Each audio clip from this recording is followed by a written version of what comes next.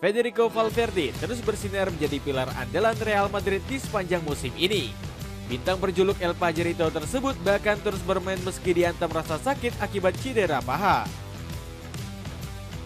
Pengorbanan Valverde juga semakin terlihat saat rela berpindah posisi menjadi bek sayap kanan. El Halcon menjadi solusi dadakan saat Dani Carvajal dan Lucas Vazquez cedera. Pemain asal Uruguay ini juga sering menjadi senjata rahasia El Real karena punya tembakan mematikan. Bagaimanakah pengorbanan Federico Valverde demi kesuksesan Real Madrid?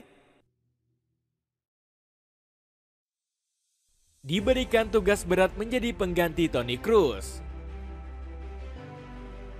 Real Madrid dilanda kepanikan hebat usai Toni Kroos gantung sepatu di akhir musim lalu. Kepergian gelandang asal Jerman itu bakal menimbulkan kekosongan di lini tengah Los Blancos. Carlo Ancelotti sampai bersedih menyebut bakal susah move on dari sosok Kroos.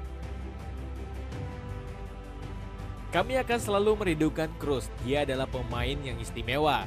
Mencari pengganti Kroos itu sangat mustahil, kami harus beradaptasi, ujar Don Carleto. Namun The German Sniper ternyata sudah memiliki penggantinya di Santiago Bernabeu.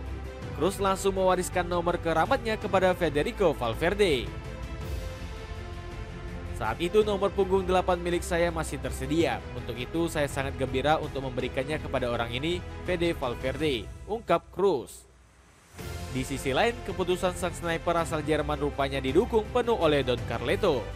Juru taktik 65 tahun tersebut menilai El Pajarito mampu mengisi peran Kroos dengan baik.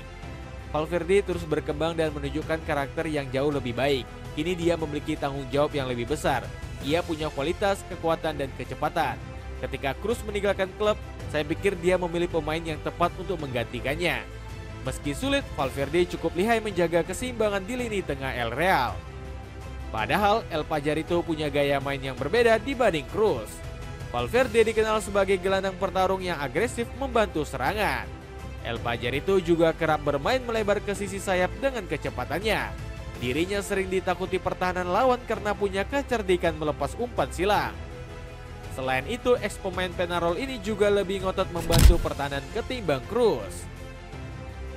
Sementara Kroos sendiri punya gaya main yang tenang sebagai pengatur tempo.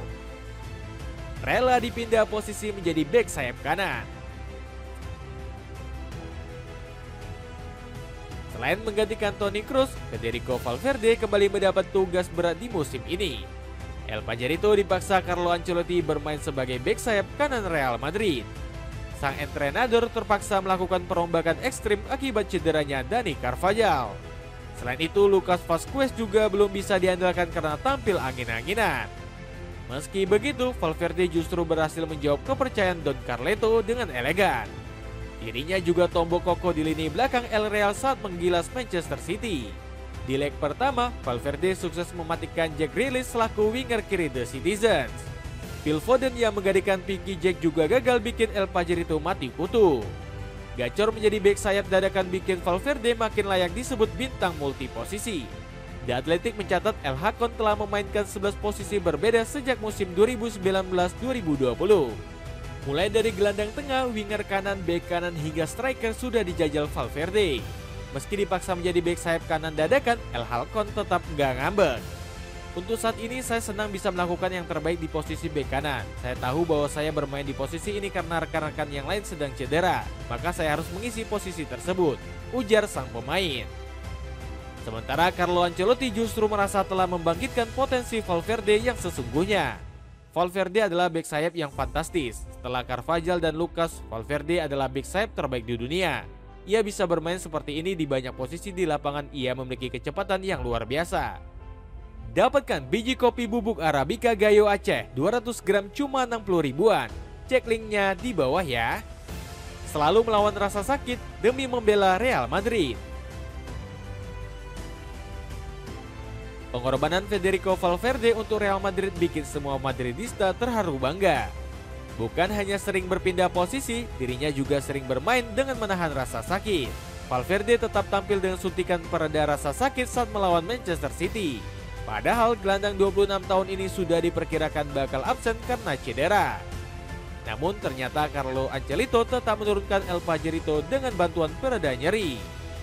Kendati begitu, jebolan Akademi Peñarol tersebut mampu tampil impresif sepanjang laga. Buktinya, Valverde mencatat rata-rata rating 7,7 dalam 2 leg pertandingan tersebut. Bahkan El Halcon juga sukses menyumbangkan 1 assist untuk gol Kylian Mbappe. Valverde harus kembali dipaksa bermain dengan rasa sakit saat menghadapi Atletico Madrid. Sebelum leg pertama, El Payarito sudah dihantam cedera akibat sobekan otot. Namun kondisi tersebut gak menghalangi Valverde untuk tetap tampil Spartan. El Payarito bahkan kembali mencatatkan sebuah umpan membelah lautan yang diselesaikan apik oleh Rodrigo.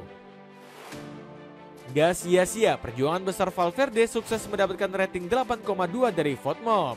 Selain mencetak assist cantik, dirinya juga mencatatkan umpan sukses sebesar 88%.